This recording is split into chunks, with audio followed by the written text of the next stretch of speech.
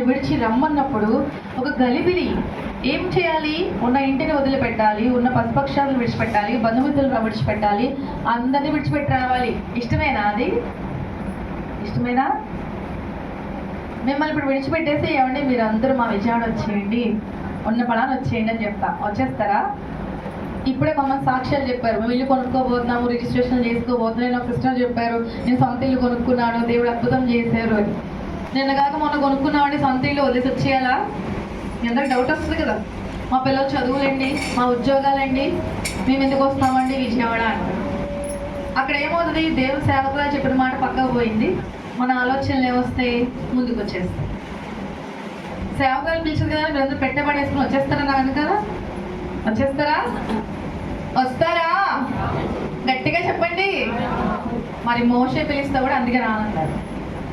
అర్థమైందా ఇప్పుడు మీకు? అది ఆ కంపారిజన్ మీకు అర్థమైందా?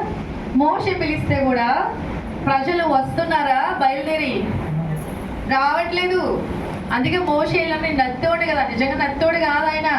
కొన్ని మాటల కోపంలో మనం మాట్లాడేటప్పుడు నత్తి వచ్చేస్తుంది, టెన్షన్లో. అంతేగాని రెగ్యులర్ నత్తి కాదు మోషే కూడా. మోషే నత్తోడు అన్ని వేళలా కాదు. ఆయనకి టెన్షన్ వచ్చినప్పుడు మాత్రమే నత్తివాడు, మిగతాప్పుడు ఆయన మాట స్పష్టంగా బాగానే ఉంటుంది. కంగారులో మోషే పిలిచినప్పుడు జనాలు అందరూ బయలుదేరలా. అందుకే దేవుడి దగ్గర అడుగుతున్నాడు, నేను పిలిస్తే ఎవరు వస్తారయ్యా? నేను సిస్టర్ వాళ్ళ ఇంట్లో వరండాలో ఒక మెసేజ్ చూసాను, మోషే గురించి ఒక మంచి కొటేషన్, రెడ్ కలర్తో. నేను లాస్ట్ టైం చూసాను, నేను నిన్న కూడా చూస్తూ ఉన్నా. చక్కటి మాటలు మనకు అది పెద్ద వాళ్ళ పాస్టర్ గారు వాళ్ళు, మన మామయ్య గారు రాయించి ఉండొచ్చు. ఎంత చక్కటి వివరణ అక్కడ రాయబడి ఉందంటే, మోషే కాలంలో దేవుడు చెప్పిన మాటకి ఆయన అంటాడు, నేను ఫరో ఇంటిలో పెరిగి ఫరో యొక్క బిడ్డను అనిపించుకోవడం మోషేకి ఇష్టం లేదు. ఎవరి బిడ్డను అనిపించుకోవడం ఇష్టంగా ఉంది? ఇజ్రాయెల్ వారసుడిగా పిలిపించుకోవడం ఆయనకి ఇష్టంగా ఉంది. ఇజ్రాయెల్ వారసుడిగా ఆయనకు అది ఇష్టమైంది. చాలా మంది నువ్వు క్రైస్తవుడు అంటే కాదు అనేస్తాం కొన్ని సందర్భాలు. అందుకే ప్రభు ఏమంటున్నారు, నువ్వు మనస్సునందు అంగీకరించి నోటితో ఒప్పుకుంటేనే నువ్వు పరలోక రాజ్యంలోనికి వస్తావు. యేసుక్రీస్తుని నోటితో అంగీకరించే ముందు నీ హృదయమందు అంగీకరించాలి, అలాగే నోటితో కూడా నువ్వు అంగీకరించాలి. నేను మొన్న ఒక పాస్టర్ గారిని అడిగాను, ఏంటంటే నేను కాకినాడ, యానము ఈ ప్రాంతాలన్నీ తిరుగుతున్నాను, చాలా గృహాలకి స్టార్ లేదు, లైటింగ్స్ లేవు, ఏంటి ఇంత డల్గా ఉన్నాయి ఈ ప్రాంతాలని, నాకు చాలా వేదనగా ఉంది, బాధగా ఉంది. ఈ సిస్టర్ గారు చర్చికి వచ్చాను, వాళ్ళ చర్చ్ కూడా ఒక డెకరేషన్ లేదు, పండగ వాతావరణం లేదు, సంఘస్థుల్లో ఒక ఆనందం లేదు, ఒక సంతోషం లేదు. ఏంటి ఆ సంఘం పరిస్థితి అని నేను దేవుడి దగ్గర మొరపెడుతున్నాను. ఏంటి ఈ ప్రాంత పరిస్థితులు ఇలా ఉన్నాయేంటి? దుఃఖము లేని ప్రాంతాలుగా ఉన్నాయేంటి? నాకు అర్థం కాలేదు అని మాట్లాడుతుంటే ఆయన అన్నారు, ఏమండి ఎవరైతే క్రైస్తవులు స్టార్ పెట్టుకొని ఉంటారో వాళ్ళకి పెనాల్టీగా 5,000 రూపాయలు కట్టమని ఒక చిన్న వార్త వచ్చిందండి. ఆ వార్తకి గలిబిలి అయిపోయి మా వాళ్ళందరూ పెట్టడం మానేశారండి. ఏంటి చిన్న వాట్సాప్ మెసేజ్లకి ఎంత భయపడిపోయారా ప్రజలు? అలచిడి, కంగారు, భయం. మరి పెట్టిన మాలాంటి వాళ్ళందరినీ ఎవరు అడిగారు? మాలాంటి వాళ్ళందరినీ ఎవరు అడిగారు? 5,000 అడిగారు మమ్మల్ని ఎవరైనా? మరి ఇక్కడ మీ ప్రాంతాలు అక్కడక్కడ పాపం నిజంగా తోక చుక్కల్లాగా అక్కడక్కడ ఒక స్టార్ వెళ్తుంది, మరి వాళ్ళని ఎవరు అడగలేదే?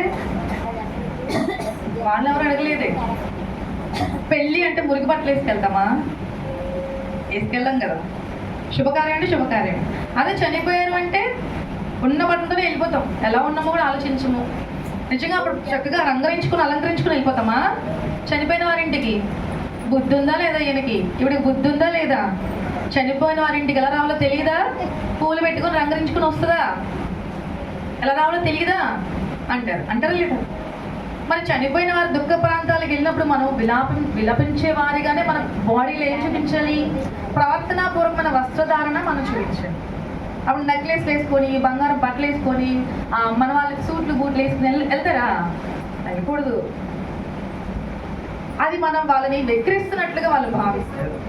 మేము ఇంత కష్టంలో ఉంటే మీరు మమ్మల్ని వెక్కిరించడానికి సూటు బూటేసి సెంటు కొట్టుకొని వచ్చారా? అదే పండగ దినాల్లో మనం ఎలా ఉండాలి? సూటు బూట్ వేసుకొని, నెక్లెస్ వేసుకొని, పూలు పెట్టుకొని, చక్కగా అన్ని అత్తర్లు పూసుకొని, లేదా సెంటు పూసుకొని, స్ప్రేలు పూసుకొని, ఏమైనా చక్కగా రాసుకొని వస్తాము. ఎందుకు? అది పండుగ. ఆ ఇంట్లో బిడ్డ పుట్టాడు, అది పెళ్లి రోజు, అది శుభకార్యము, అది పురుడు పోస్తున్నారో, ఏదో ఒక గొప్ప సంతోషం, ఒక ప్రమోషన్ వచ్చిందో, ఇల్లు కొనుక్కున్నారో, అక్కడ ఏదో ఒక దేవుడు వాళ్ళ జీవితంలో గొప్ప మేలు చేశారు. కాబట్టి మనం కూడా అదే విధంగా మన ప్రవర్తన కలిగి శుభ మాటలు మనం వాళ్ళకి ప్రకటించాలి, వాళ్ళని బ్లెస్ చేయాలి, వాళ్ళని దీవించాలి. నోటి మాటలు చక్కగా జాగ్రత్త కలిగినవి ఉండాలి. అదే గృహప్రవేశానికి వెళ్ళి, అబ్బో మీ దగ్గర డబ్బులు బాగానే ఉన్నట్టున్నాయి, బాగానే కొనేసారు, ఇదే కొన్నారా ఇంకో 4 కొన్నారా అంటే దాన్ని ఏమంటారు? వెటకారం, వెక్కిరింపు, అసూయతనం, ఓర్వలేనితనం. అవునా అండి? శుభకార్యానికి వెళ్ళి ఇలాంటి మాటలు మాట్లాడచ్చా? ఇలాంటి మాటలు మాట్లాడే వాళ్ళకి ఇది ఒక వేద పాఠశాల. ఈ మందిరము ఒక వేద పాఠశాల. మనకి కమ్యూనికేషన్ నేర్పిస్తుంది, ఎవరితో ఎలా మాట్లాడాలి, ఎవరితో ఎలా మాట్లాడకూడదు. ఇవన్నీ దేవుడు మనకి బైబిల్లో రాశారు. మనం ఏం తినాలి, ఏం తినకూడదు, ఏది పవిత్రమైనది, ఏది అపవిత్రమైనది దేవుడు మనతో మాట్లాడుతూ వచ్చారు. ఒక మాట మీకు చూపించాలని ఆశపడుతున్నాను. ఆదికాండము 19వ అధ్యాయము 15వ వచనం చూడండి. ఆదికాండము 19వ అధ్యాయము 15వ వచనం. తెల్లవారినప్పుడు ఆ దూతలు లోతును త్వరపెట్టి లెమ్ము. ఆ ఊర్లో ఏముంది? ఆ ఊర్లో కొన్ని ఊళ్ళలో దోష శిక్షలు ఉంటాయి, కొన్ని గృహాల్లో దోష శిక్షలు ఉంటాయి, కొందరు శరీరాల్లో దోష శిక్షలు ఉంటాయి. దోషము అంటే తప్పు. ఆ తప్పుకి వాళ్ళు ఆల్రెడీ శిక్షను భరించడానికి సిద్ధంగా ఉన్నారు, భరిస్తున్నారు.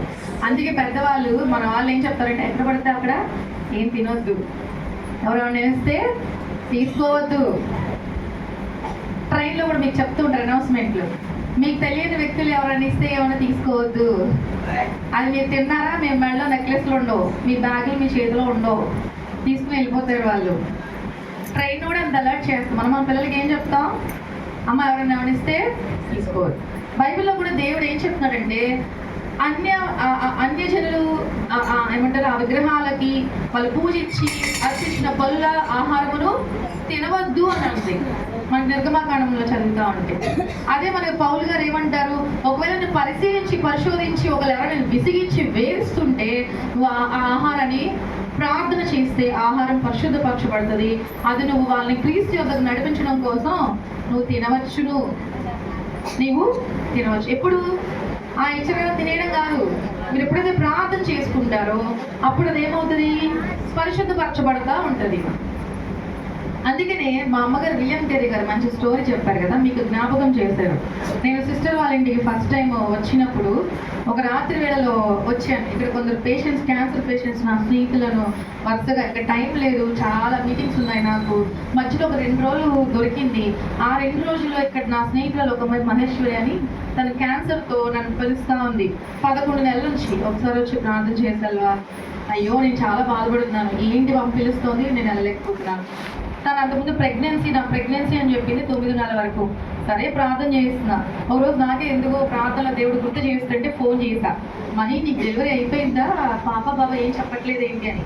ఏం పాప ఏం బాబు అంది. 6 నెలల ఫోన్ చేసి నాకు అప్పుడు ఏమందంటే, నేను స్కానింగ్కి వెళ్తే నాకు బిడ్డ కనపడట్లేదు అంది. ఇదేంటిది, 6 నెలల్లో బిడ్డ కనిపించకపోవడం ఏంటి?